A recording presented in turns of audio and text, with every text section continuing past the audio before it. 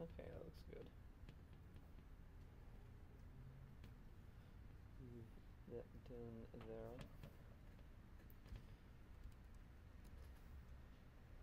So, this is the Python group. Yeah. Okay, perfect. Uh, my name is Michael. I run the Orlando Python group. Uh, I've done this along with Devin Castell for 3 years now. Uh, Took it over, whipped it back into shape, and you all are here, so that's really awesome. Um, Also started up the rebirthed Orlando Machine Learning and Data Science. I recently handed that over to someone else, so they're also going to give that a kick in the rear as well. And today we're going to start our 2-part meetup series on creating voice assistants. So this first one, we're going to cover the general idea of what is a visual user interface as opposed to a graphical user interface. They are very different, and they also are not entirely ungraphical, as we will come to see here soon enough. And then we're going to implement one on the Google Assistant using DialogFlow without using a backend, just to see how everything works. And then we'll add in a Python-powered backend using a Flask application and a library called Flask Assistant. So, before we get to that, I have some fun things that people might find interesting. Rather topical. There is an online conference coming up called Bottish. It's bottish.co, BOTTISH. It is all about making chatbots, which you can use DialogFlow to deploy to not only Google Assistant, but Slack, Skype. You can export your structure over to Alexa as well. So if you're interested in learning more, check this out. It's coming up here in April. BOTTISH.co. And the rest of these have a little through line, which is a lot of people, when they come into Python, don't really know how to get Python, or they don't want to jump in so quickly that they install it on their computer and then they never use it again. There are a couple of online things that you can use to get started with Python.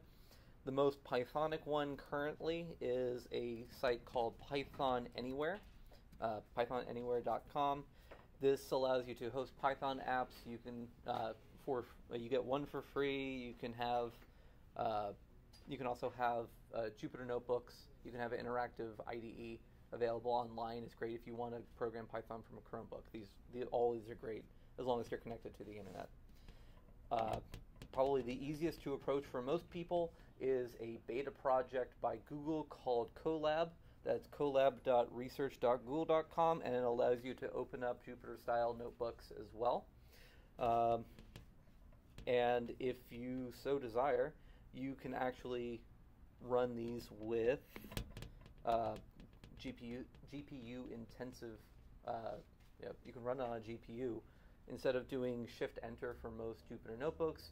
I forget what it is, but you just do Shift something else, Enter, and it runs that snippet on a dedicated GPU instead. So that's a real big plus.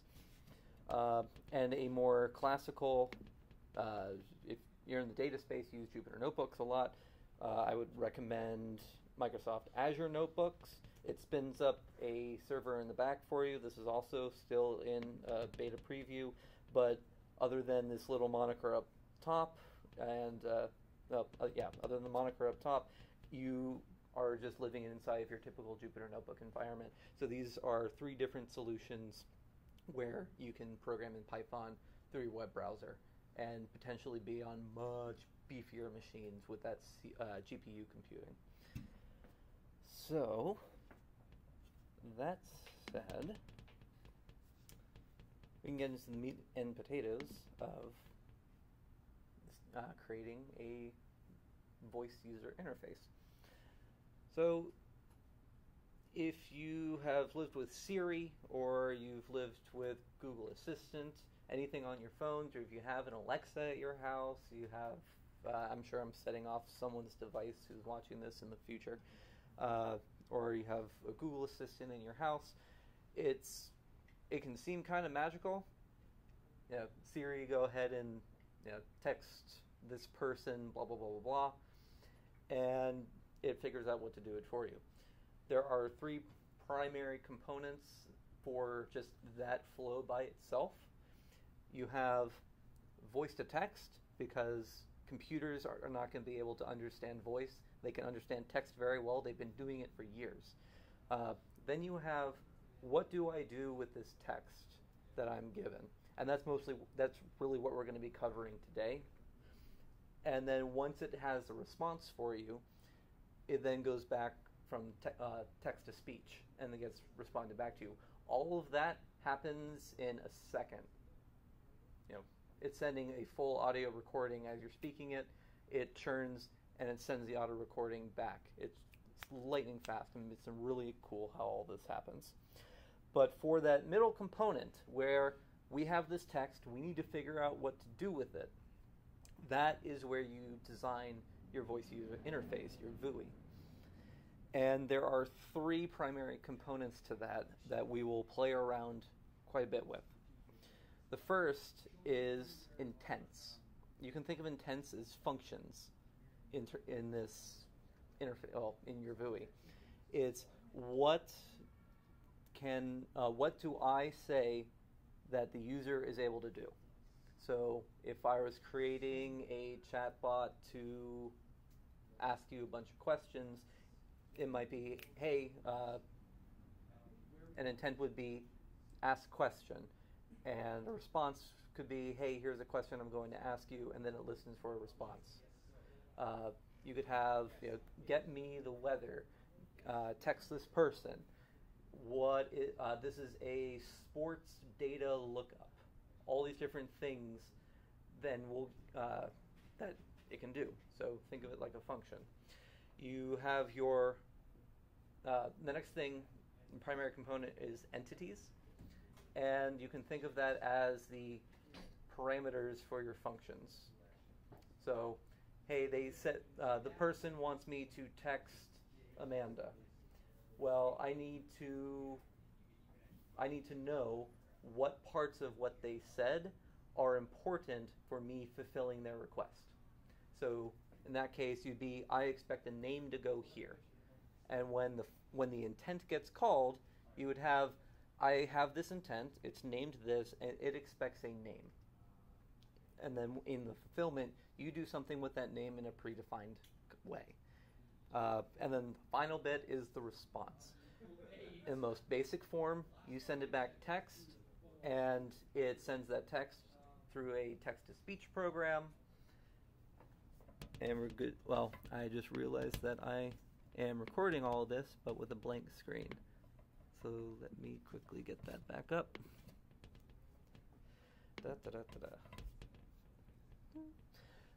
Yeah, so it can be as simple as just giving text, which will be either said or displayed. You can also have, well, as these chatbots and voice user interfaces have gotten more complex, you can send different components for each thing, as opposed to here's just this one string of text. You can say, here's the text that I want you to display in the chatbot window, and here's the text that I want you to say out loud. There are different use cases for why, well, there are many use cases for why you would want these things to be different. For example, you can have the display be more succinct because it's easier to read, and you have the the text-to-speech part be more verbose. For example, you can have, if you're just displaying the weather, the text might be 66 decimal sign F. But your text-to-speech, you might give it a string that says 66 degrees Fahrenheit, and it would speak something that's different. That's it's a simple example, and it's also a rather bad example, because these text-to-speech programs are also good enough to know when I see percent sign F, I'm going to say degrees Fahrenheit. So they will do some of the heavy lifting. Another thing that you can also add with these responses is you can send information cards like you would get on a Google Assistant. It can have, here's the photo to be displayed, here's the title, here's a little bit of text, and here's a link that they can go to, like a news card. You can also have, this response is going to be specifically displayed on a giant TV that is connected to this, the Amazon Show or a Chromecast device that's hooked up to a TV. So we have intents, which are your functions. We have entities, which are your function parameters, and your responses, which are what your functions return. And it really doesn't get much more complicated than that in terms of the different entities that you're going to be working with. And then, so rather than me talking about it, let's just start building one. And what we have for that is DialogFlow. DialogFlow was originally called API.ai. Google bought them, rebranded them, and this is the way that you get set up with building Google Assistant bots. And it's also a really nice starting point for developing these applications because, as I said before, you can deploy it to Google Assistant, but you can also deploy it to Slack for Slack bots. Skype if you so want to. Viber, just tons and tons of different services, and we'll see that in a moment. And then, this is my personal opinion, but I think that it's easier to get started on DialogFlow than it is jumping directly into Amazon's Alexa Skills Kit creator. They don't explain things too well, but if you're familiar with the concepts that you build in DialogFlow, it just makes it that much easier to jump over into Alexa, which does have 2/3 of the in-home device market if you don't include Google Assistant on Android phones. So there's that. So if you're on the Wi-Fi and you want to follow along for this part, when you sign in with a Google account. You can come up here to create a new agent, and all we have to do is make sure you can be in the right, make sure you're in the right time zone and the right default language. It's not available everywhere, but it is in most of the large markets for large markets for now. So agent name, call this Orlando Python.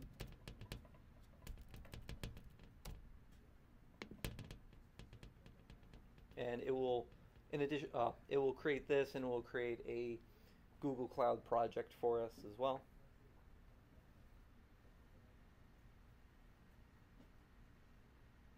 There we go. So we already have 2 intents that are pre-populated on our program. This is pretty standard between DialogFlow and Alexa Skills Kit. We have a welcome intent, which is this is the thing that will run when the user opens your app just by saying open Orlando Python, and then it will auto respond with a spiel.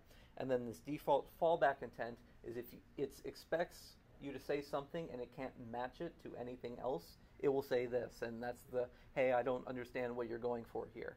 But you can change it to be, I don't understand what you're going for, try this. And you can lead the user into maybe fixing what they're not, what they should be saying.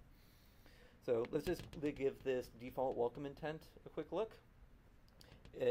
This is actually based on an event as opposed to context, and training phrases. We'll get to that in a second when we build our custom one.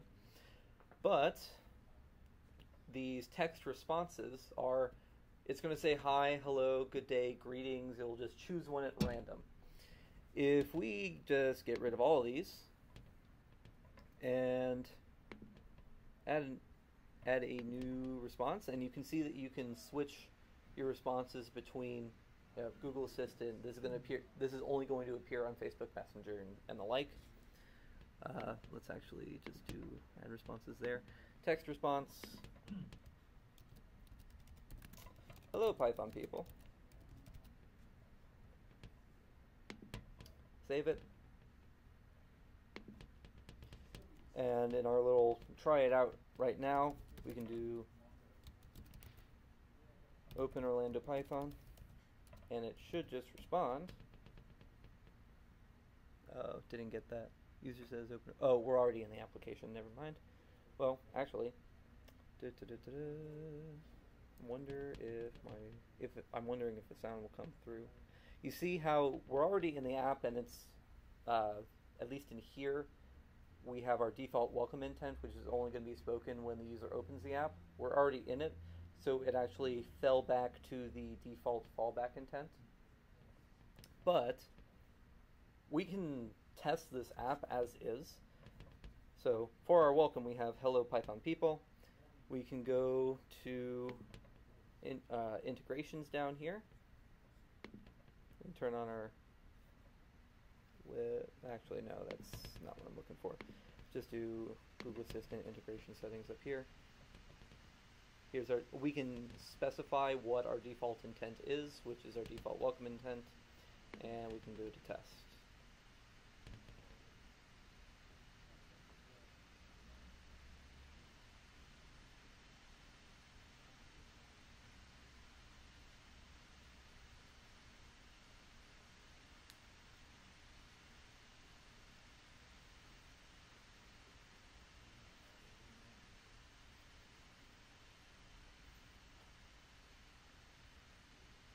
There we go. So here's our simulator. This is going to be exactly, well, it's supposed to provide the same experience, either visually or textually, as to what you would find on the Google Assistant app, either, oh, the voice assistant on Android or the Google Assistant application on iOS. So we currently don't have anything open, so I can talk to my test app. Says I want to open it, and there's our default welcome intent, hello Python people. So, and then if I try saying something that, well, we don't have anything else available, so send me to the moon, has no idea what to do with that. I didn't get that. And so I didn't get that. If we go back into our application here, back to our intents, and look at our fallback intent, that is one of the many phrases, sorry I didn't get that, that it will respond to it. So these are entirely customizable. That's what you get by default. We want to create a new intent. Add new intent. Intent's name.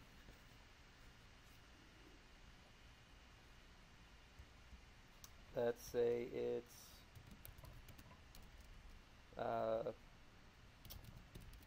member count.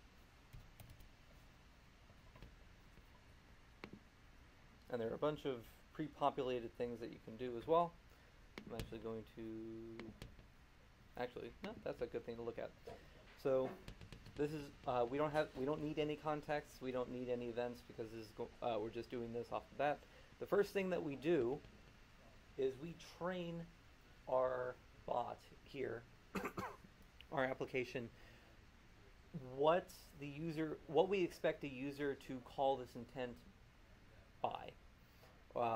So in this case, if we're doing a member count, the call might be, how many members does the meetup have? How many members does Orlando Python have? How many people? You just have to think of how many different ways can I think of someone calling this up.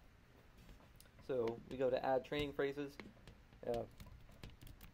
How many members does Orlando Python have? And then that gets added. How many people?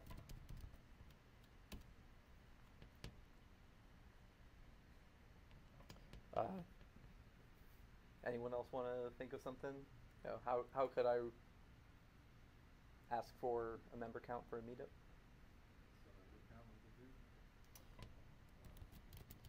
How many people are attending? I'm just going to do member count for now. I think it's, the attending thing would be, hey, how many people are attending Orlando Python's next meetup? It could be, and that would be its own intent. So what's the member count?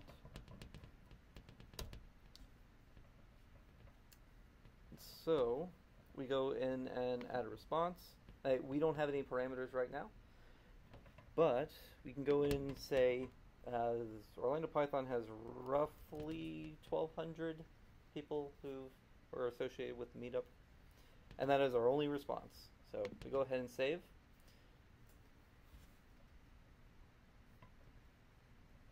Agent training started. So once we save our application, it has to retrain its recognition model before it's able to be used. Agent training completed.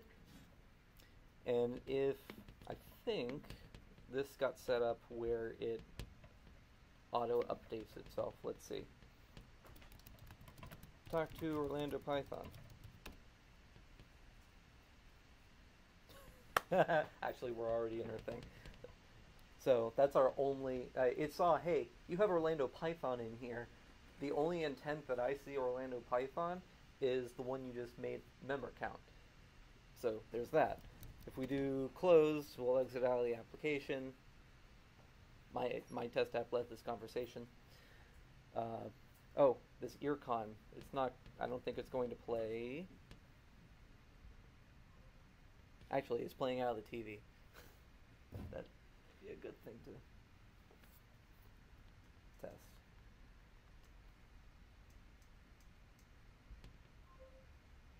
So that's just the little exit. But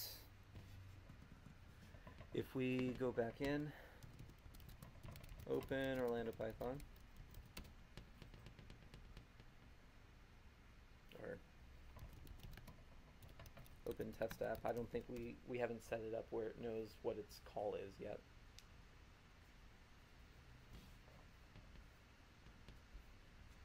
Yeah. I'm curious what's going on there.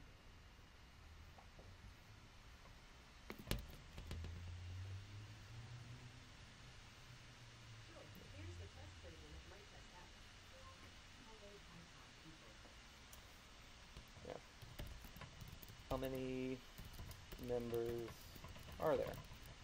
So we didn't train it on this. 1,200.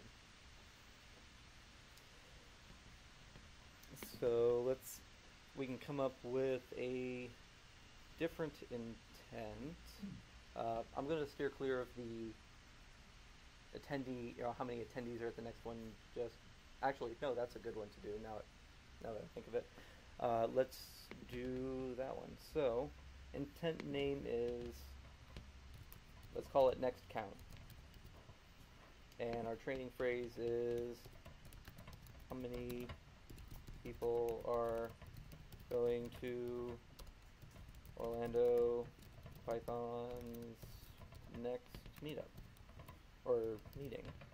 We can also copy this whole thing and do meetup.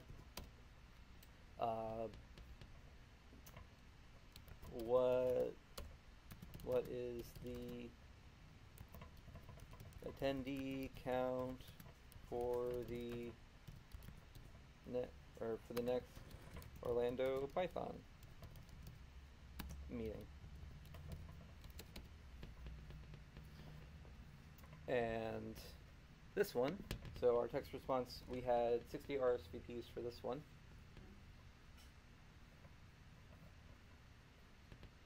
We'll save that.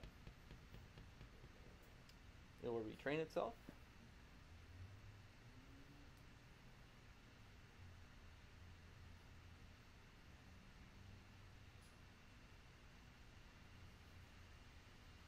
Alright, agent training completed. Back on this side, how many people are going to the next Orlando Python meetup?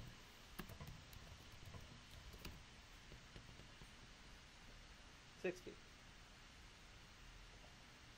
So we can keep adding intents. The more intents that you add, the more examples that you should add to each of your intents, so that it knows, so that the correlation between this person says this thing, they must want this, is much stronger. You can just keep adding things all day long. The more things, the longer it takes to train, but the more accurate it is going to be, as long as the number of responses are either uniformly bucketed, if they are similar enough, or if they are far enough away. Like if I say, who is the organizer of Orlando Python, I can probably get away with having less responses than that if it is further away from any other type of training data for my other intents. So, let's actually get into, so that's basic text response and creating new intents. Next, we're going to look at parameters, because everything that we've done so far, I don't know if we want to get a light in here. The next thing we're going to cover are entities. Can everyone still see the screen okay? Okay, so entities are the parameters to our intents. They're the parameters to our functions. Well, one of the nice things about entities is a lot of them are already built into these engines. DialogFlow, both DialogFlow and Alexa Skills Kit have hundreds of them. Some pretty basic ones, like this is a name, this is a first name, this is a last name, this is an address, this is a phone number, this is a color, this is a number. To some more complicated ones, like this is an airport, this is an airport's name. Rather than me trying to remember everything, let's just see some of them. So the way that we do built-ins for entities is in our training phrases, we have, let's actually create a new one. Nope, that's not what I'm going for. New intents, and getting a little away from the meetup part of it just for demonstration purposes. Let's just do, we're going to call this name echo. It's going to have a training phrase like, my name is Michael. Pretty simple. It recognizes Michael as a name already. It will take a best guess as to what your intent is behind your intents. So in this case, it says, my name is Michael. I'm pretty sure that this is a name, so we're going to set this entity type as a built-in system type dot given name. So first name. Another one might be, I'm Michael. Oh, I need it to be in here. Or I'm Carly. Recognizes it as a name. Then what we can do, we can say that this parameter is required. And if it sees that, well, when you have more complicated ones, or complex ones, you can say, this is required, and if it sees, I probably should run this intent, but I didn't hear this required parameter from you, it will prompt you again for that required parameter. I would like to send my pizza, I would like to order a pizza. If the intent sees, I would like to send a pizza to 1234 Brookie Lane, it will ask, where do you want to send this pizza? Brookie Lane. And then it will fire off the intent, or it will ask the fulfillment for the response, but only after it's gotten all of these required ones. So let's see if I remember exactly how to do this one from the editor here. So response might be just hello, and I think it's just at given name.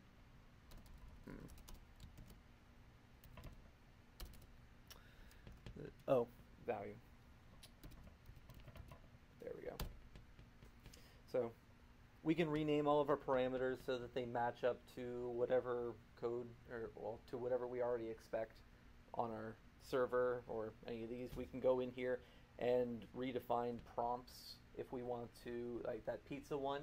If it just sees, hey, they asked for an address, it's just going to say what address without knowing the context. If we know that we're coming specifically from a pizza ordering one, we can define our prompt to be, where do you want to send your pizza? So it keeps the user a little more engaged and remembering exactly what they just asked for. Because it can sometimes be pretty jarring if it doesn't do exactly what you want to in the first time and you forget exactly what you just asked for. So there's our response. And let's actually do a second response. So just hi, given name. We'll go ahead and save this. This recording is going to be real shaky. So agent training started. It'll take a little second, but we'll run this a couple times and it'll just go back and forth between the different responses. Agent training complete. So I'm Michael. Hello, Michael. Let's see what happens.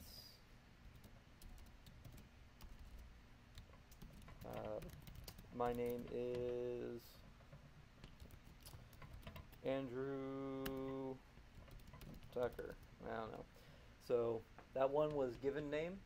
I'm curious if it's going to just say Andrew or just say Tucker, because we didn't say it's a full name. It just says this is going to be a first name. Hello, Andrew. So it recognized, hey, there was a first name there. We only asked for the first name. If we wanted to go back and change that, we can either add a full name, or if we have something that it doesn't know to expect, all you have to do, at least in this interface, is you highlight it. It says, okay, that means that this is going to be an entity. Let's figure out what it is. So we can just filter everything down to a name, unit area name. Actually, we would have to do given name and last name as our only options there. So if we wanted to have a full name in this, maybe we do, my name is Tom Saxon. And if I just do enter, to Saxon. Alright, so we can go ahead and highlight, this one is a given name, and this one is a last name. Actually, I meant to bring this up before. So some of the built-ins, we have our name, languages, units of measurement, there's the airport, ordinals, tons of different ones, capital, so what is capital, there's our color, places or attractions, like where is Amway Center? And then they say, hey, I know what Amway Center is because it is in my built-in list of this is a place hyphen attraction or a place hyphen something else. And then in the back, it will actually it's like having a dictionary or a JSON object associated with all of these things. If you ask for place attraction, it says, this is what the user said, this is what I'm pretty sure it is, and here's a bunch of details about it. So not only can you say, where is that, it says, hey, they asked for Amway Center, here's Amway Center, and in the dictionary is here's the address, here's the telephone number for it, so you can respond with any kind of details. You don't need to look those up. But those are things that are in the system already. So let's quickly just search name again, so we can just go down to our last name. and it's not. We're not going to have this be required. So, enter a text response variant. We can do hello given name, and the other one is last name. So, if this trains properly, and I think it should prefer that given name last name if a given name and a last name are given. So let's see. Agent training complete. My name is Red Young. Wow. What is the given name?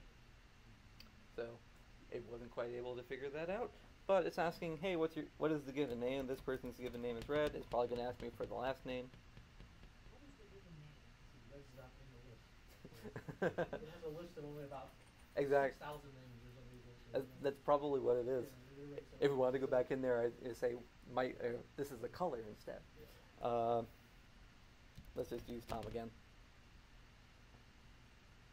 Hello, Tom Young. So Red, maybe with two Ds it might work, but it already recognized that there was a last name in there. It was in the right spot, but it didn't recognize R-E-D. So it asked us for our given name. We changed our name to Tom, and it worked. So next bit is how can we create custom entities? And well, just like you said, it wasn't in the list, so it didn't recognize it. The fun thing, or the useful and hair-raising thing with custom entities is you need to think of all possible things that the user could ask for if you want to have a useful entity. Sometimes that's pretty easy. If we're doing ones for tops, maybe it would be this entity corresponds to the different apps that we have. Or I don't work for tops, so I don't speak for tops, but maybe that would be something. And that would be pretty easy to pull from an API and populate it. And there are non-GUI ways of doing it. DialogFlow has an API. You can hook it up. You can post to the settings in your application and let a computer take care of everything. You can script it. On the good side, you can completely control all aspects of the data that you will be getting in and out of your custom entities. So let's create an entity.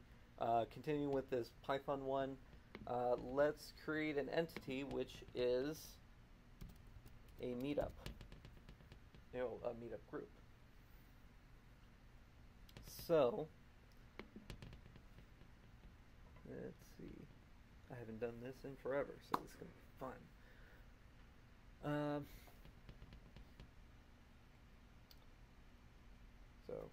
Okay, so what's going on here is you can think of this as a dictionary. The reference value is going to be, this is the value, the text value, that is going to be sent to your fulfillment backend. And that can be different from this is what I expect the user to say when they mean this. So for this Orlando Python one, if we're defining a meetup and we have a backend in place that we want to use to fulfill it with our API, the meetup API expects the meetup name to be what you see in the URL when you go to that meetup's page. So if we go over to this one here, and that's going to get into weird loops there, the live dashboard. On here, the Orlando Python meetup group is meetup.com/Orlando Python, capitals and no space. That's the URL friendly thing. However, that's not what we would tell the assistant to actually listen for. We would expect it to be Orlando space Python, or the Orlando Python user group, or Orlando's Python group, something but that is the text that we would expect to be returned to our backend, which we'll get to. So it could even be a URL. Maybe the user says this, and they actually mean this URL. You can make it whatever you want when you are building custom entities. So for this enter reference value for just Orlando Python, that's that. So they can say that. More likely, we'd expect them to say with a space in the middle. Another synonym is the Orlando Python user group, or Orlando's Python meetup.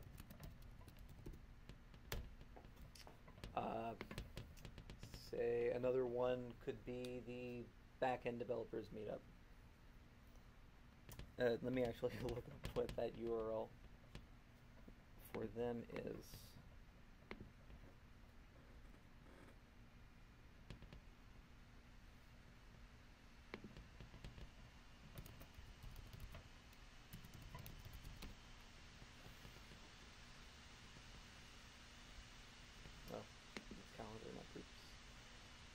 There we go. So theirs is Orlando-backend-developers-meetup. That is absolutely not what a user would say. So we can go ahead and grab that. That becomes our reference value. And a synonym, that's the default. For some, it'll just copy it over. But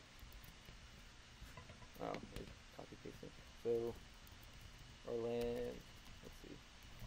Orlando backend developers meetup, or just Orlando backend.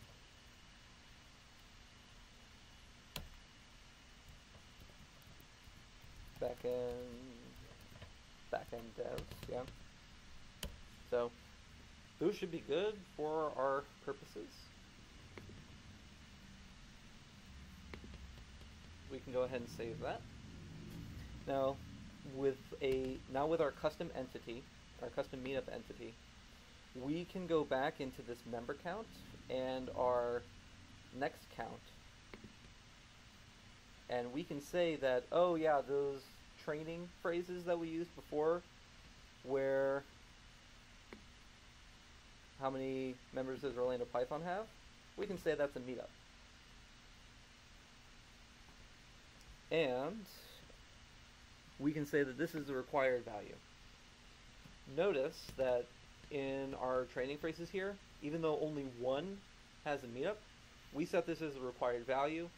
When we ask how many people or what's the member count, it will automatically come back with, it will prompt us for the meetup that we are asking about, because hey, this is a required parameter, and I know that this phrase goes with this intent. We can also, so we can save this. We can also go back to our next count and do the same thing. So Orlando Python is a meetup.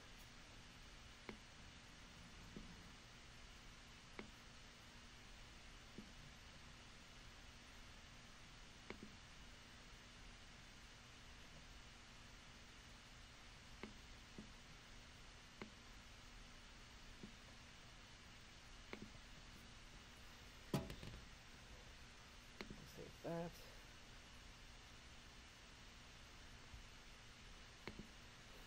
Now, we don't have a way to fulfill the actual number yet, but just to show that it's working, we can do at meetup, save that, go back to our other intent, that was our member count, and do the same thing.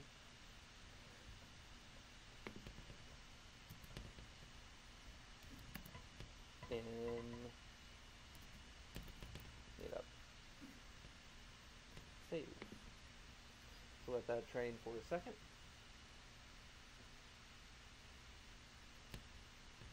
Training.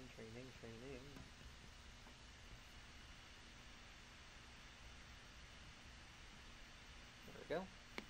We go back into our test emulator over here. We can do. We can actually just, let's say, copy and paste what we did earlier, which was how many members are there. I think, well, copy pasted it. I think we just do how. Yeah, it has how many members are there. Autocomplete.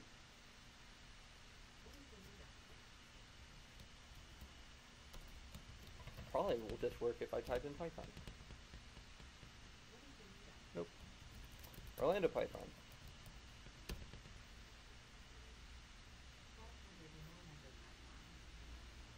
So it's recognizing that.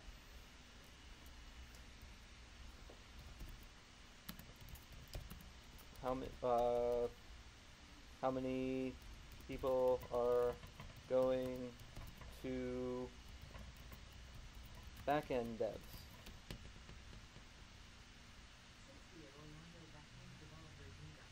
Now, notice, at least in this current state, we have this is what this value means, which is our hyphenated, we're going to use this later string.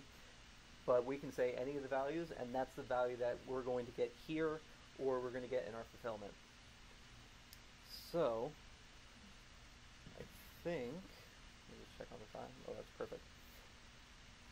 Let's actually look at how we can fulfill this particular agent with a custom Python backend. So, just to show you, I did something that I rarely ever do, which is I prepared code for this meetup. Because I was not going to have enough time to do what I wanted to on the fly. So just very quickly, I have a couple of functions here that just pull data from the Meetup API. Specifically, we're going to be looking at these two. So this is extract details. It expects a group, which is a Meetup object, which you get from this one, which is we get it by our URL name, which is why we copy and pasted from the URLs for our meetups.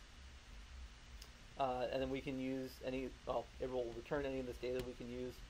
It'll also grab the next meetup, similar fashion, returns the name, date time of when it is, and how many people are coming. Fairly simple. Our application, as it is right now, very simple Flask application. It has a lot of Python niceties around it, like our annotations and doc strings, all of that fun. But it really just has two endpoints on it right now that correspond to our group details and our next meeting, the group's next meetup. So just hyphen, give me the group name dot next. And we take our group name, which is expected to be the same URL that is associated with the meetup, the meetup that you're trying to look up, and we go and grab that meetup object. We call those functions, and we JSONify the output. And to just show this running, I think I just had Python app.py and running on 8000. So let's go to localhost 8000. We don't have anything at the root, but if I request Orlando Python, well, there's a JSON payload of our details that we pulled from the Meetup API. So Orlando Python user group, we're Pythonistas. I wasn't too far off. It was just over 1,300. And all that good stuff. And if I go to next, here's some details on, well, this current meetup code. We're not over yet. Google system with Python, 56 RSVPs, and the start time in Zulo. Someone's trying to get in. Yeah. Hopefully, yeah.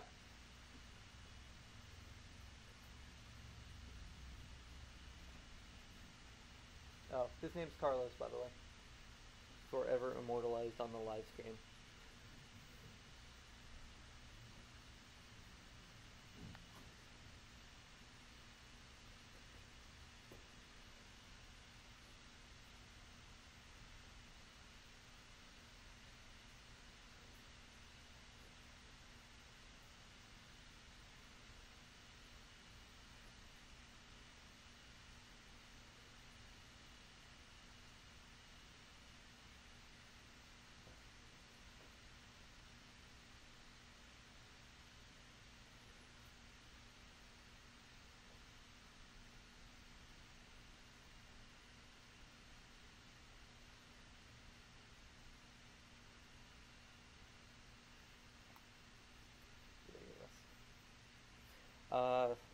So that's our application currently. Just an idea of here is an API that might already be sitting out there. It already exists.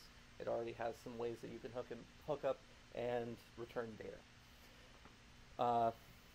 And the reason why it's a Flask application is we're going to look, well, I personally love Flask, that's just me, but we're going to look at a library, or a Flask extension called Flask Assistant. And it makes it really easy to add Google Assistant intent endpoints to your to your Flask application. And endpoints is actually a bit misleading, because the way that this and the Flask Ask libraries both work is you create it as though you are creating a new endpoint using this decorator syntax that Flask loves, app.route, and you give it the URL that you want to go to. When we're using this Flask Assistant, it's very similar. We initialize an assistant object with our application, and then assist.action, and here's the name of our intent. It corresponds exactly to what we named our intent on that web UI. But while it looks really nice, it looks really clean, it fits the aesthetic that Flask has built up already, it's a little misleading because the Google Assistant and Alexa, they all just point to the same endpoint. They make a post request to a single endpoint, and they tell you exactly what intent it is. He said he was opposite the taco place across the street, so he might be coming up now. It all posts to a single endpoint, and it gives you all the information that it feels that you need to fulfill the request. What these extensions do is it packages it in a way, or unpacks it in a way that makes it really easy to look really nice in code, as opposed to doing a bunch of dictionary parsing. So for this, to add this in, first we can go into our requirements here. Actually, I already have, well, there's Flask Assistant. So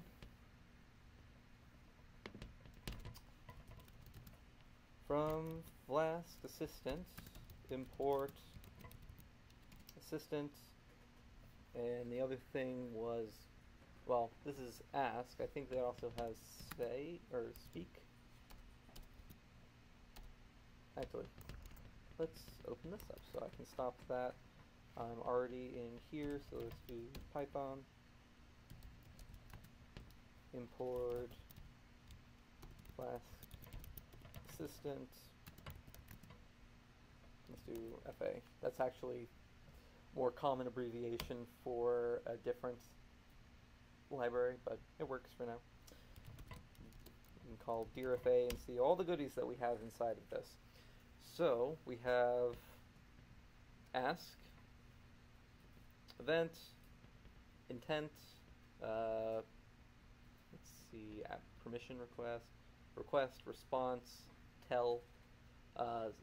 So I think the easiest way to get started with this is just to use tell for now. We'll get into response in just a second. So tell, with these endpoints we call JSONify on it to make that really nice JSON. JSONify actually returns a response object and this tell, all the other ones should also return the same thing. So the first thing we need to do is we need to get our assistant attached to our app here, so that we can now go ahead down here and add our functions to fulfill. So our action, is it action dot? No, it's just assist.action.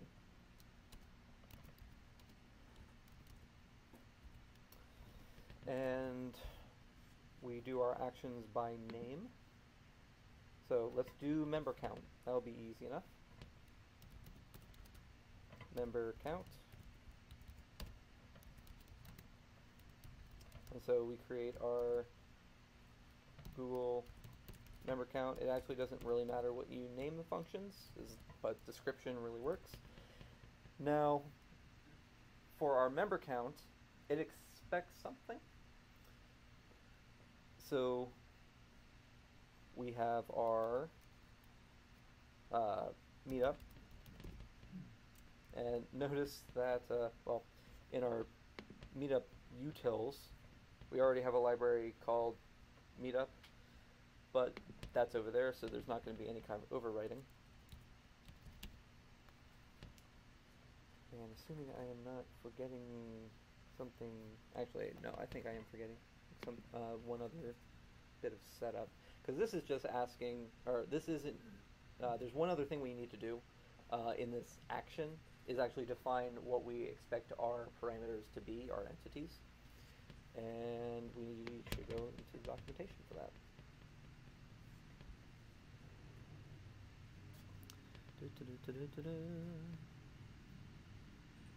Accepting parameters, there we go. Now, something that Google or this Flask Assistant library does is it can populate, or like I said before, you can populate your application via the DialogFlow API. That's what this uses, but we've already populated our application through the interface, so we are not actually going to have to build all these different templates.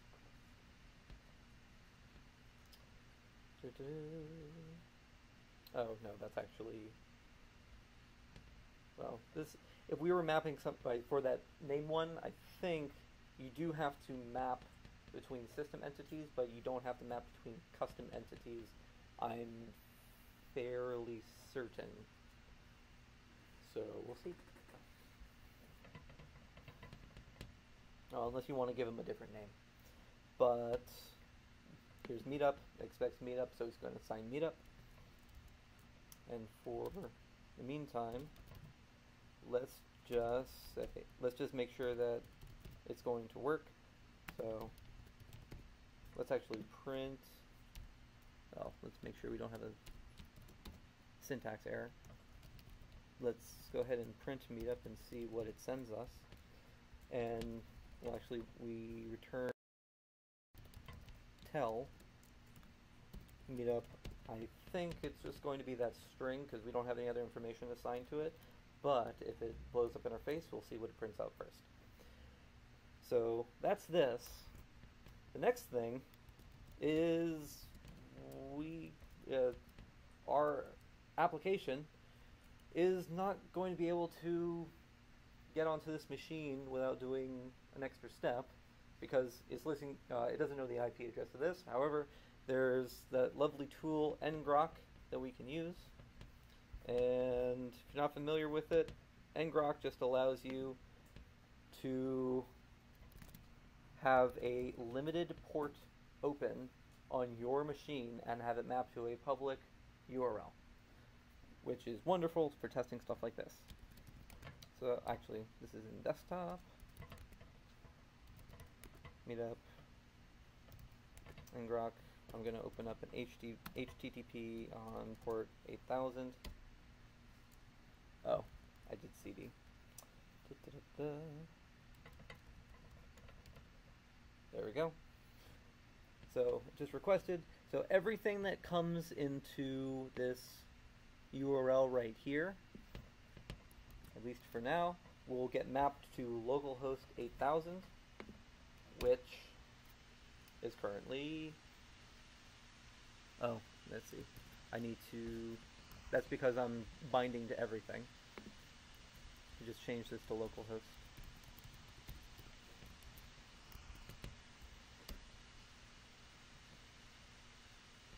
Oh, no, that's not why.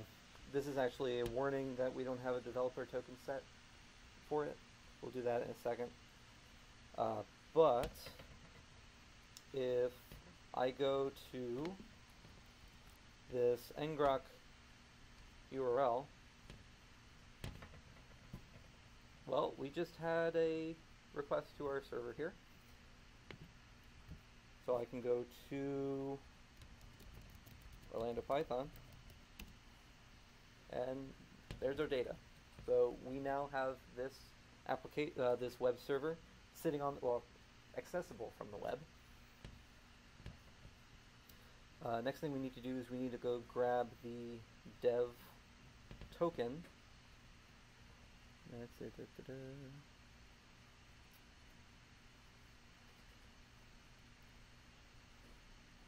Oh, and we need to set the endpoint for our assistant here. So app, and we're just going to name this assistant /Google. And now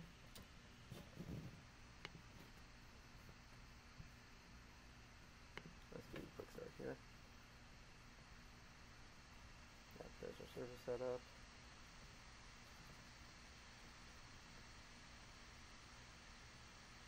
And that goes all into populating without having to actually use the website.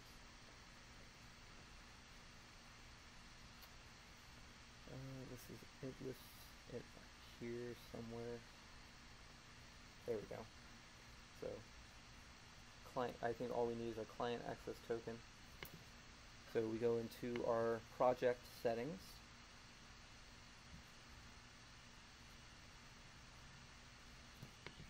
So super vulnerable because of live stream right now. What can you do? Be on your best behavior. Okay, stop that. We're going to export, just double check what it's supposed to be. Client access token.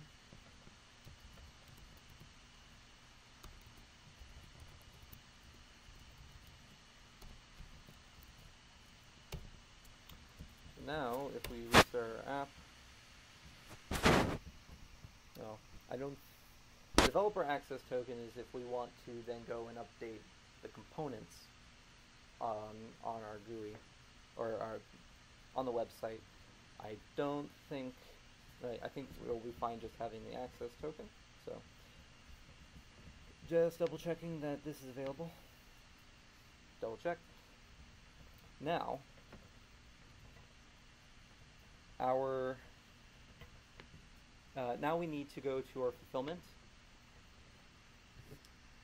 and enable a webhook. Our URL is not the token. Our URL is right in here, /Google, because that is our single endpoint for all of our Google functionality. And then we can add authentication, we can add headers. We don't have any of that enabled, so it should be fine. And I believe, yeah, save button down here.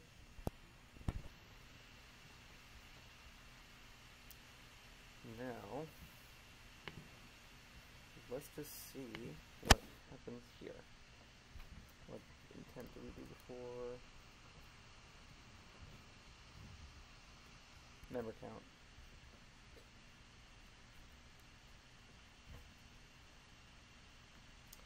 How many members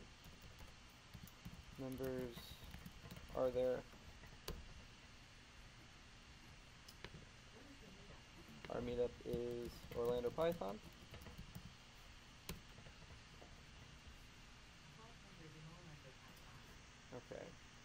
So let's go ahead and close that just to be thorough. And I believe all we need to do now is now that we have our fulfillment set up, we go into member count and we disable those static responses. So fulfillment, enable webhook call for this intent. So now, if we go back, save it, and in the meantime, let's also do our next count.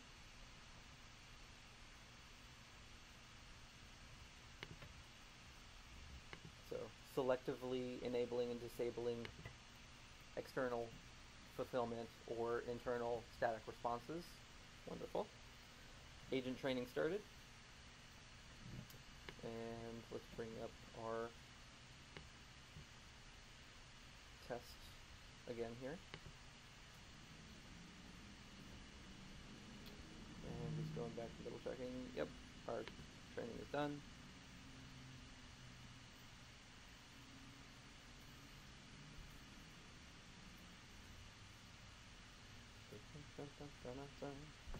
So what should happen here is, let me actually just clear this and make it look nice. We should see that our server gets pinged when we call how many members are there in Orlando Python. And currently, if it's just returning a string, we're going to see it print the string, and the response is just going to be the name of the meetup.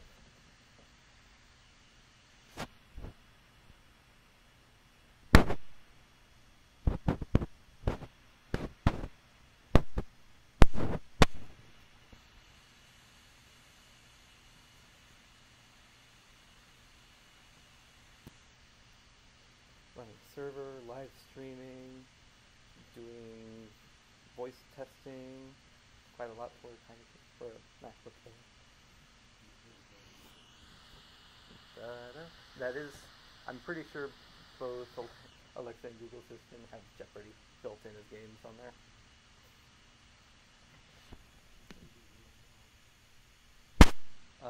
I'm feeling lucky. Oh, they just call it Google Assistant. They don't give it a name. I wonder what's taking so long for this guy. I'm curious if, well, that probably will just bring up the same assistant preview thing. Oh, there it goes. Alright, back in the simulator. Talk to my test app.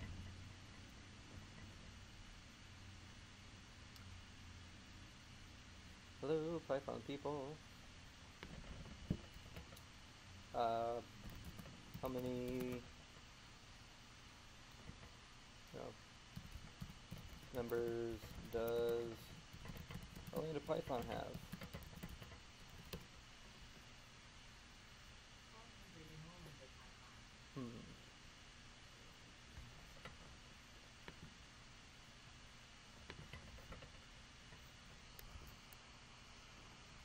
Didn't get anything there.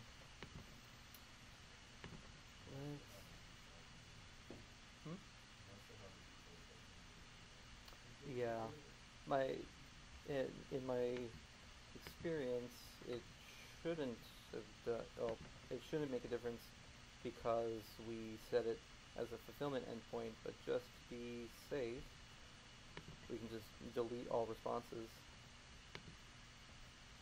Delete custom responses. Go ahead and save that.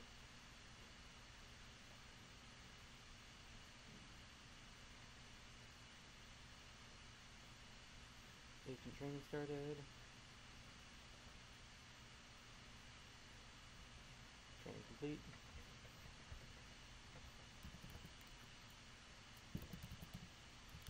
I think it needs to be exactly the same. Yeah.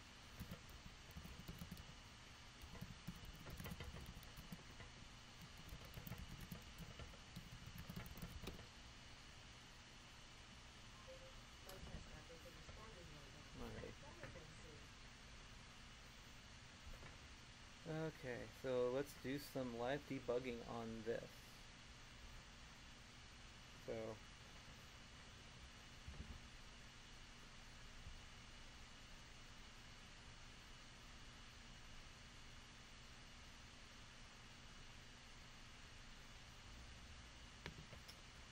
I am wondering, well, just to be safe, I guess let's also put the dev one in there, so we don't get any warning signs from that. There's project ID, interactions logging. Oh, you know, I know exactly what I did. I copied the developer access token and set it as the client token. Yes. Alright, so let's stop that from running. That's exactly what I did. Back we go. Overwrite the token. Now, just because it's back up, we should be able to open it again. Test that. Okay, let's get the test version of my test out. Payload Python debug. How many members does Orlando Python have?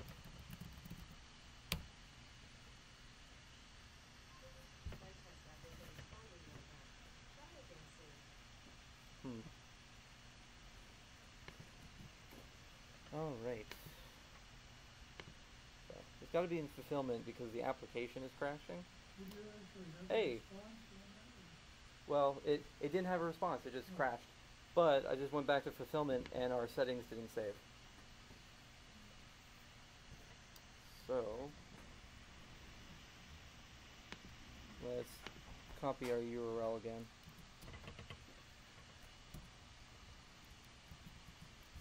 HTTPS / Google. So enabled. Save it.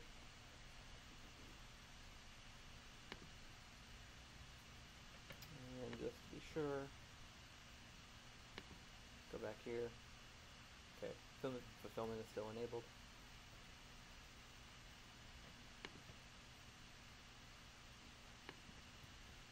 Assuming I don't have to open this window. But we got hit this time. So, it is definitely coming to the server. My guess is that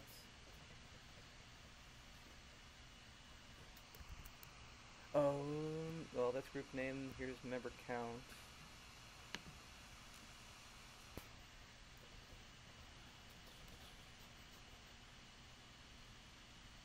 I'm curious why it didn't print anything. My guess is get we got get on just regular HTTP. Let's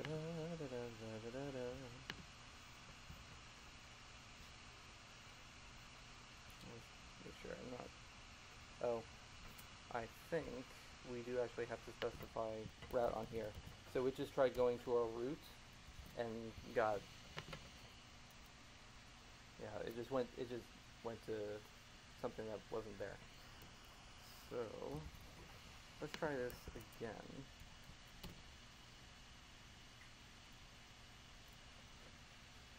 Yeah. So no API, no developer access token. So we can't retrieve or update resources, but the Google Assistant can go ahead and grab it. Let's try running this again as is.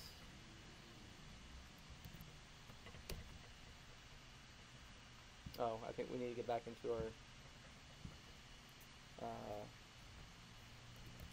off my test app. Let me get back in there. The test version of my test app. Payload Python. How many members does Orlando Python have? There we go. Now it works. So, and back there, we printed the string Orlando Python. Now it's talking to each other. Finally. Yes.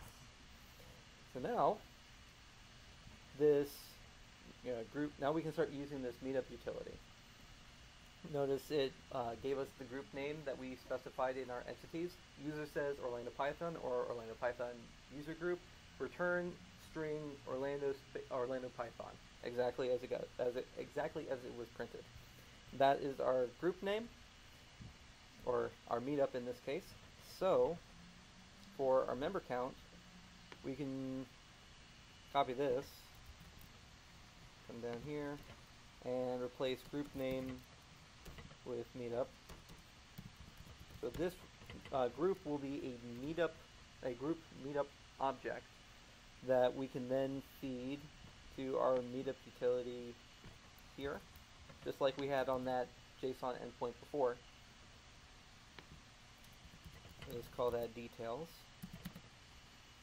And we're going to say, let's actually look at some of those details again. So just a reminder of what information we have in that details object. Category, city, country, date created, all that good stuff. So we can grab name. The Orlando Python user group has 1,335 members. Or actually we can do 1,335 Pythonistas. And then we'll see how much Google butchers the word Pythonistas. So we can construct that. Tell. Let's actually use our favorite formatted string. So the Orlando Python user group has 1,300 members. We'll go ahead and fill this in. Details. Name. Again, details. It's just members. Yes. Oh, and then member title is our last one. Details, member title. Save. Oh, reboot the server.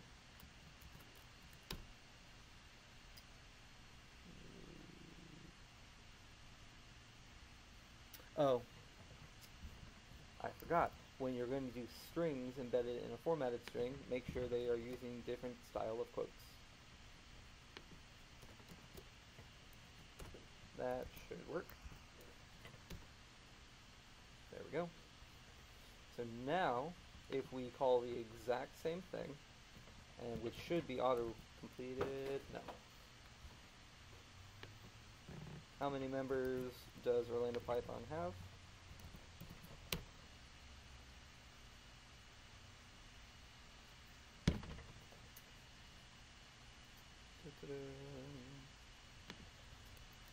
What happened here?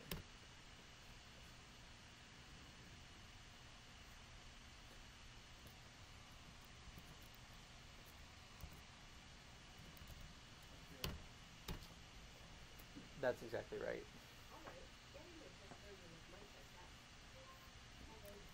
Good eye. So now that we're back in our application, how many members does... Hey, it is Butcher It. Yes. So now that we have that in place, the other group that we had in our recognized meetup entity, we can do how many members does backend devs. Well, backend devs, capitalization shouldn't matter. Oh, talk again. So, talk. There we go. Now, this is auto leaving. This is because we're using tell. This is because we're using tell in our fulfillment here. If we had ask, it expects, hey, ask means we should still be listening for something else instead of exiting our application. So, well, you can use tell if this is a conversation ender. The request has been completed. Exit the app.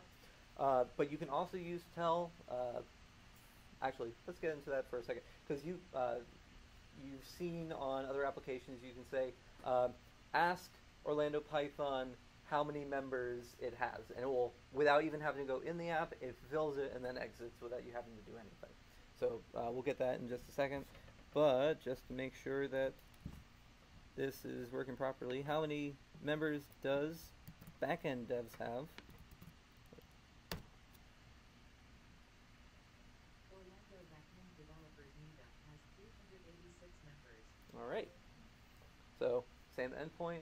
We can go ahead and add more meetups. We can add Orlando Dev, Orlando JS, machine learning developers, front end, and as long as something is in there, it will be able to recognize it and fulfill us. Otherwise, it will just keep perpetually asking, what meetup are you trying to go to?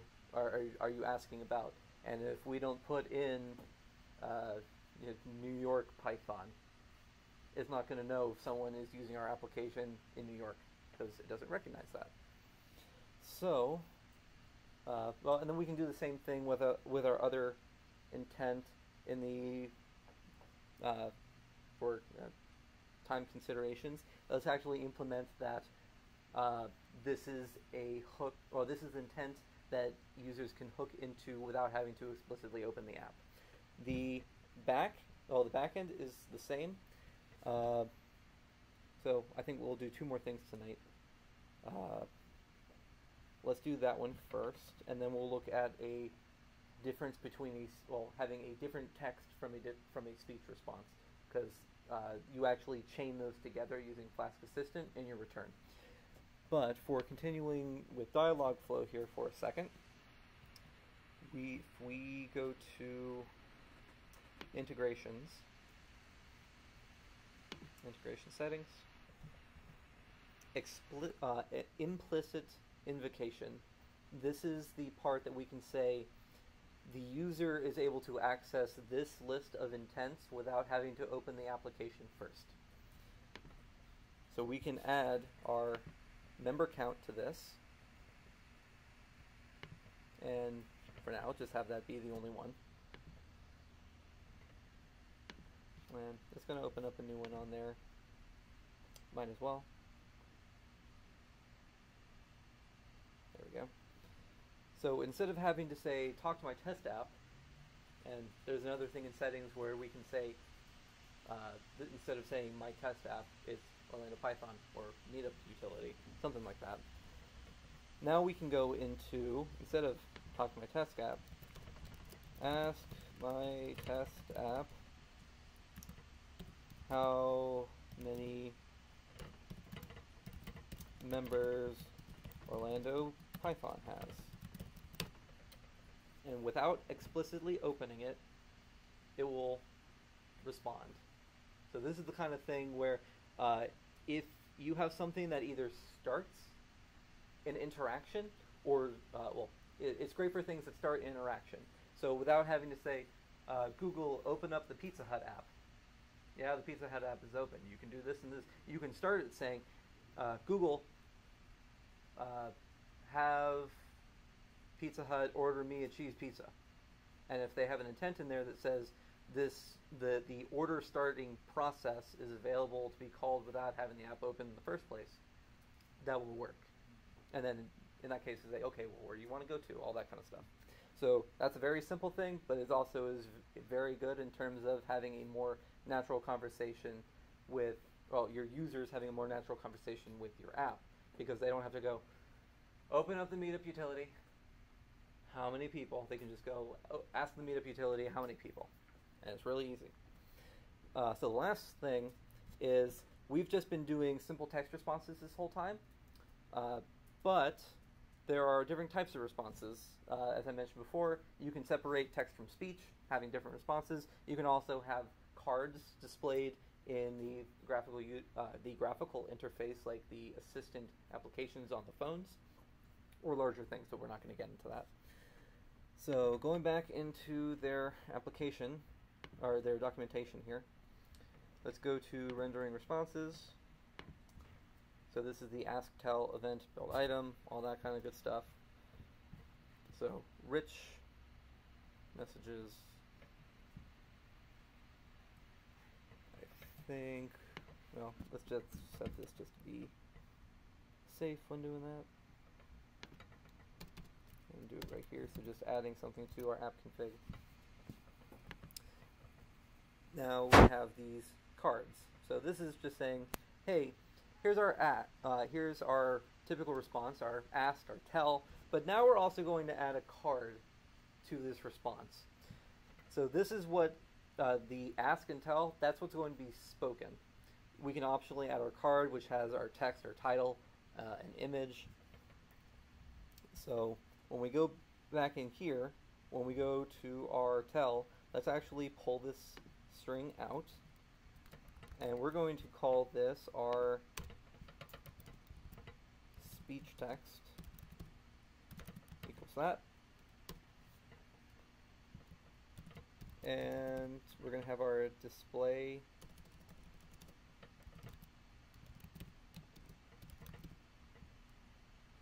add. Let's see. Title, text, URL. We don't have to include a URL, but what we can do is, because it's expecting arguments, we can do our speech text here, and then we can add in a card, and we can actually separate these out for, let's see, we had our text item here, can be just a subset of this, so we can copy our details and member title component of our formatted string there. We can have our title equal the name of the meetup instead, and we can have the URL, image URL. I'm actually curious what the image URL is. Oh, no, let's not do that. But we can separate that out. Comma. So what should happen here is our speech is going to be what we've heard this whole time, and in our test interface here, our speech is going to be here, and what the user sees in a graphical interface is going to be in the white card below it. So our new card is going to have the name of the meetup in bold at the top of our card, and then the text is going to be, it has 1,335 Pythonistas.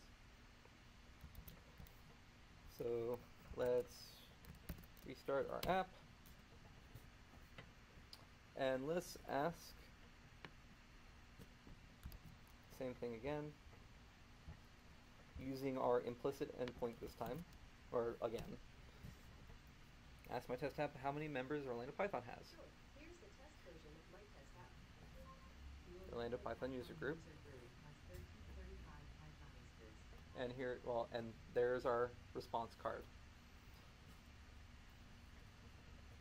Now, the last thing before this could, you could show this off to your boss if you were saying, let's just see what this functionality would look like.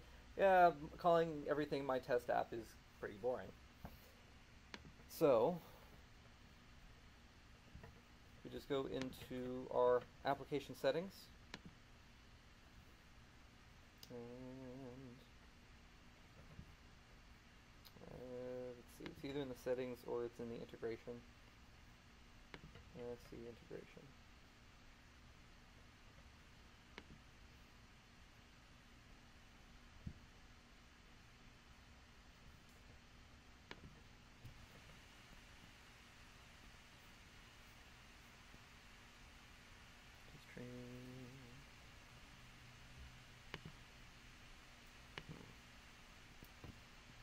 Where did it go?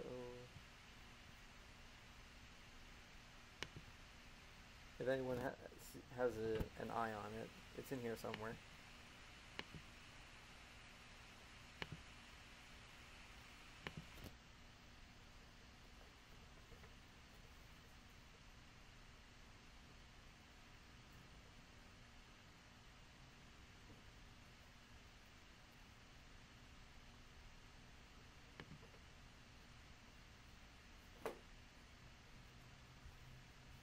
Let's look at the docs, actually.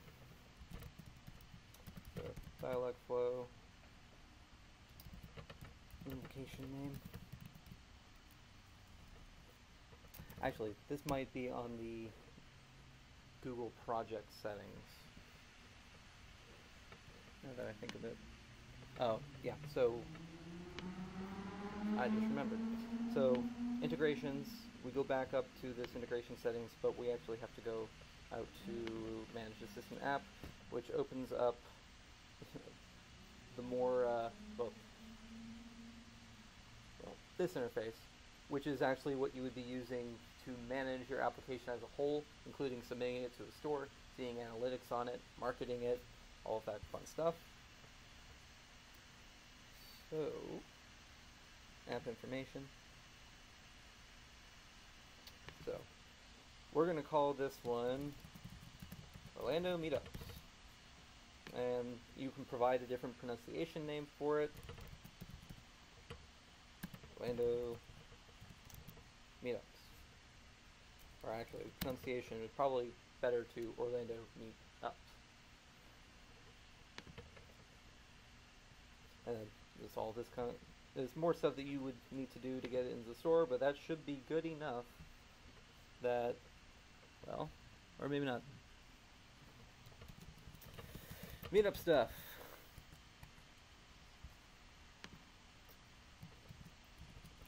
Meetup stuff.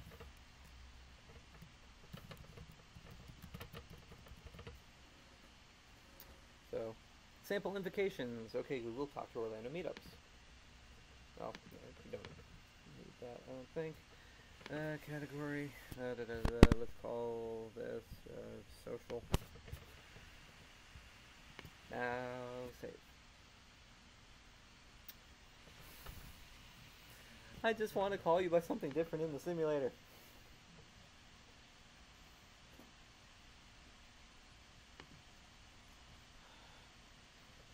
Well, if I reload this page, maybe some of the things got saved.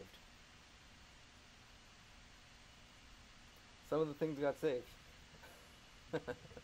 So if we go into, if we load the simulator into here, notice instead of talk to my test app now, it's talk to Orlando Meetups. However, I should, well, no, Mike isn't available. If you open this in Chrome, Mike would be available.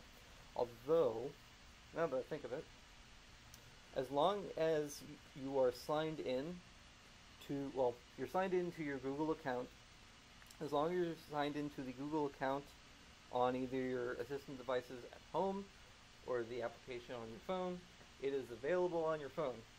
So if I speak, let's assume I like access to your microphone. Ask Orlando Meetups how many members Orlando Python has.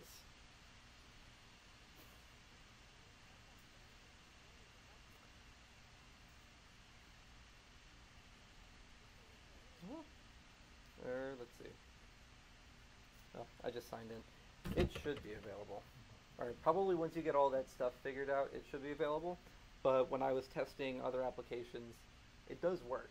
It's pretty cool that, hey, it's not in the store, but I can test everything on all my devices throughout the house. But we can do, like we had before, ask Orlando Meetups how many members backend devs has.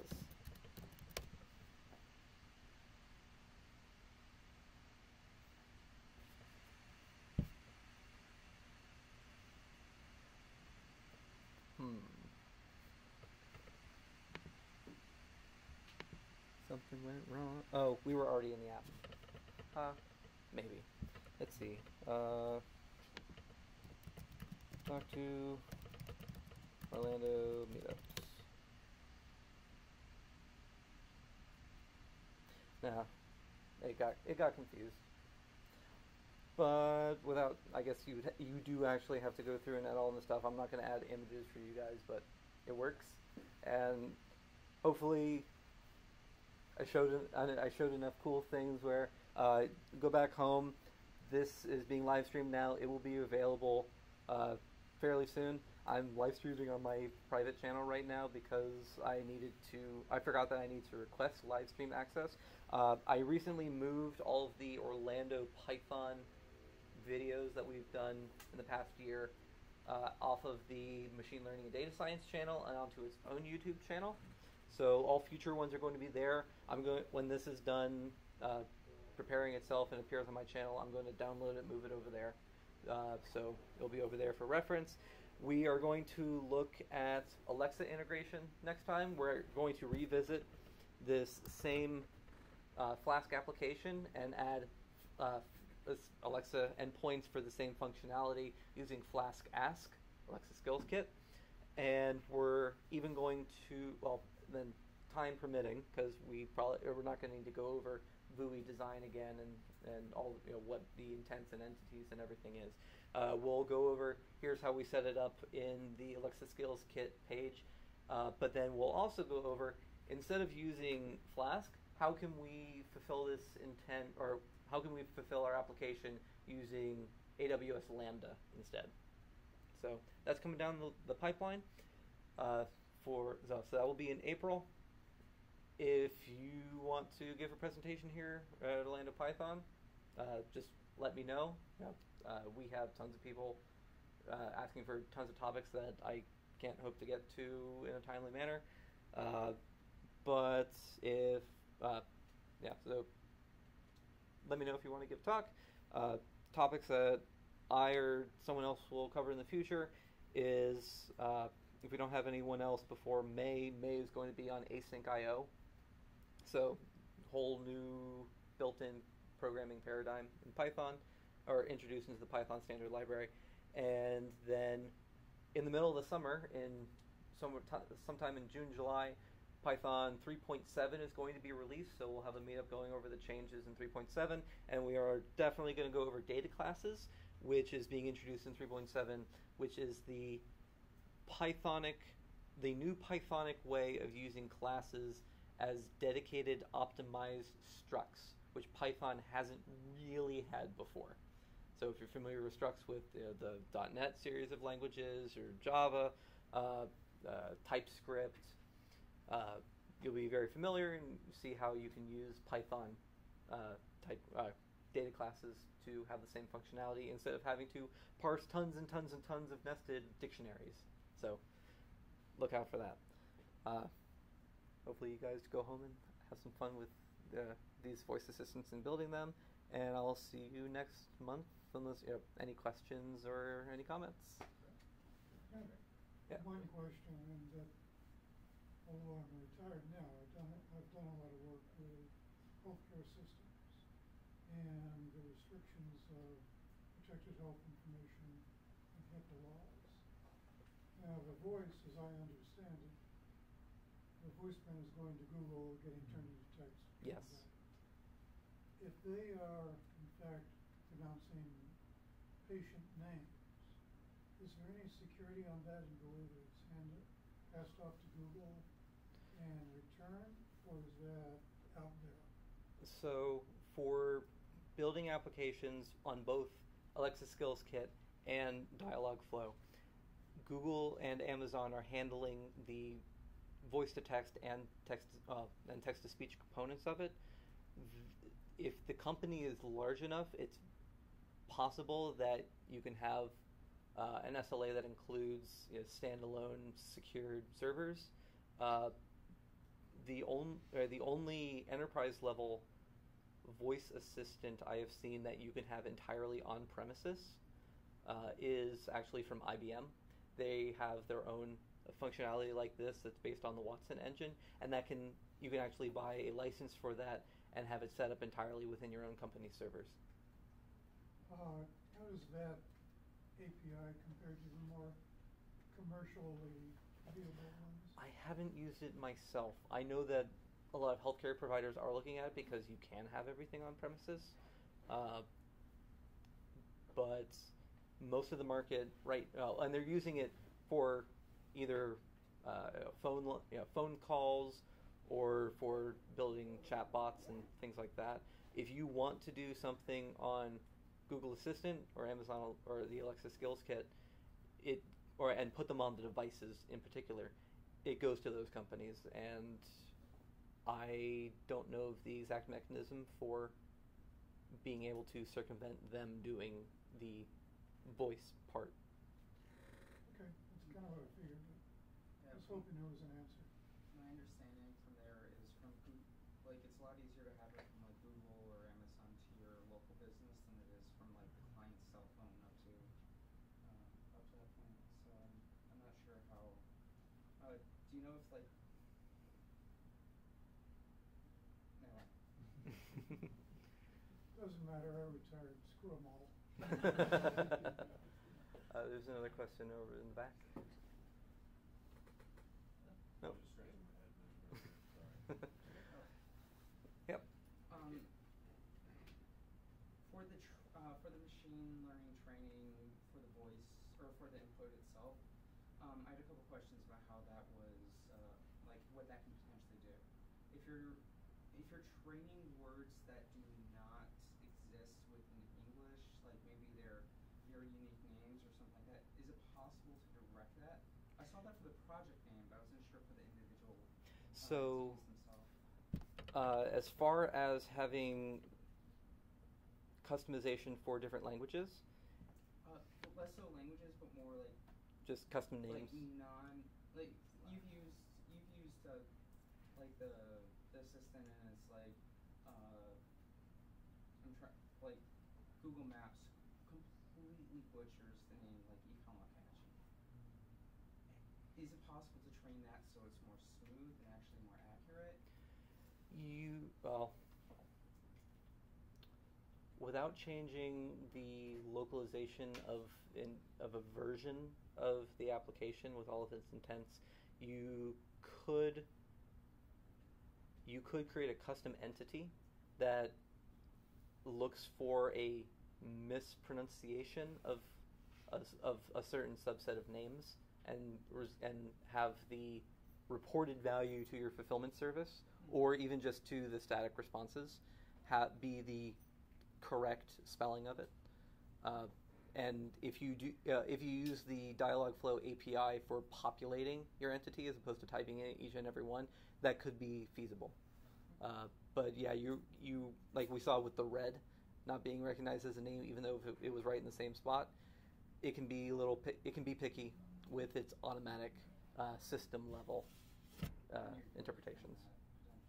Yeah. A follow-up question.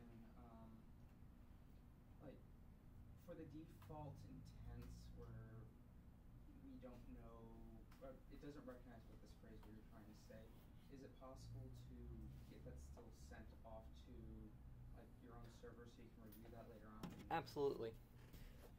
So all of the intents, even this default fallback intent, even though it has this special event or context, no, it's just a special moniker, but it's pre-populated with a bunch of static text responses. We absolutely can enable our webhook call for the server, and we add a new endpoint with this as the targeted intent, and now our server can say, hey, even though they don't know what it's going to, maybe I can run a little bit of analysis on on what you said and say, did you mean this? This was, honestly, I loved all this. Thank you. I think someone was pointing over this. Yes. So I got a comment and a couple of questions. Comment is I threw up all the links that you went through and some other stuff on the Python channel. So if you guys want the links, oh, thank you. They're on there. And I also put a few for Dragonfly. I don't know if you're familiar with that, but it's a Python speech recognition framework that uses the Dragonsoft naturally speaking or Microsoft speech recognition engines so that you can kind of write up your own voice stuff to do locally on your computer. So all that stuff's on the Very slide, nice. if you guys are interested. So question. Can you build training phrases dynamically, like with logical operators or regex or anything like that?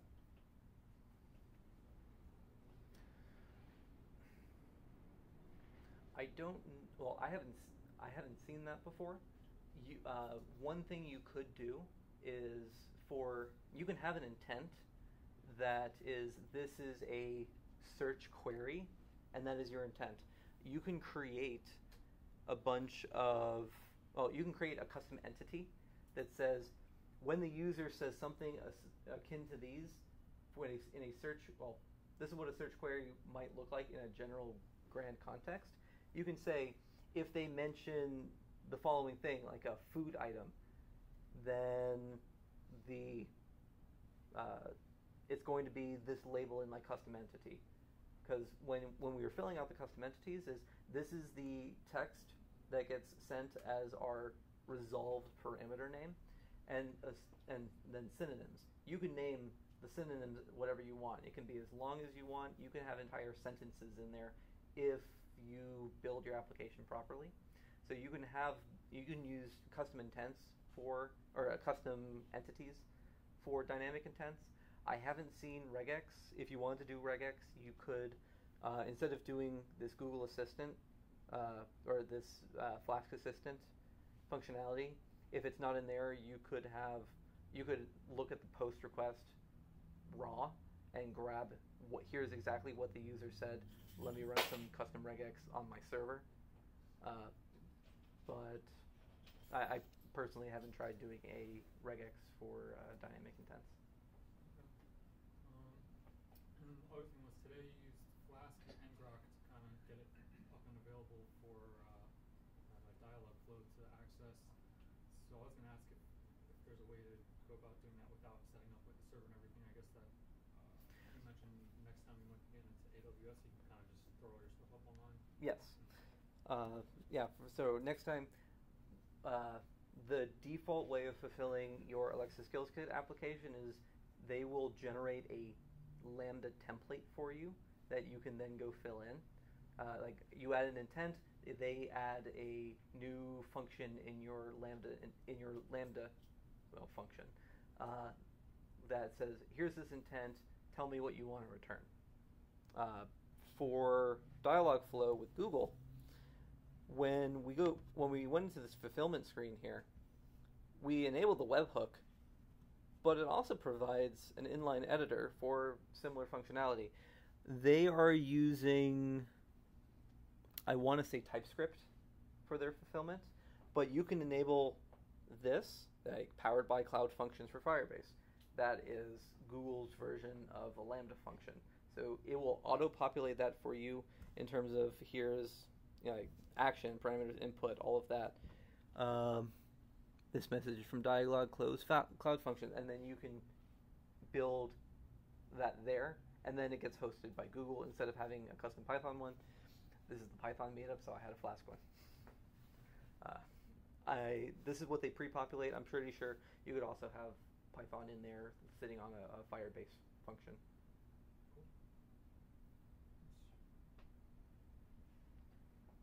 Any more questions? All right. Great.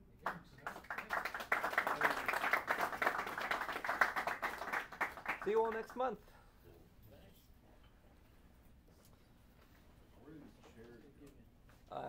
They all go in these rooms here. I didn't realize you were going to use meetups as it, but if you